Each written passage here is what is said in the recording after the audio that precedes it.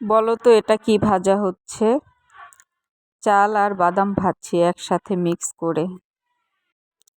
বাদাম ছিল ঘরে অনেক দিন যাবত, ভাবছি বাদামগুলো ভাজবো, সাথে একটু চালও নিয়ে নিলাম, সাথে মিক্স করে ভেজে নিচ্ছি। এটা ভাজতে ভাজতে সেই শৈশবে চলে গেছি আমি।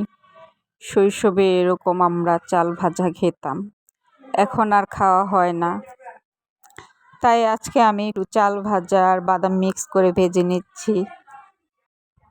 জানি এই খাবারটা সকলেরই পছন্দ, অনেকে এই খাবারটা পছন্দ করে, আমিও পছন্দ করি। কথা বলতে বলতে আমার বাদাম ভাজা হয়ে গেল, চাল ভাজা হয়ে গেল। এখন ঢেলে নিলাম, খাবার পালা। বলবেন আপনারা কেমন লাগে এই খাবারটা আপনাদের? আমার কাছে তো বেশ ভালোই লাগে। এখন আমি মাঝে মধ্যে ভাজবো ইনশাল্লাহ। আল্লাহ হাফেজ, আজ এ পর্যন্তই।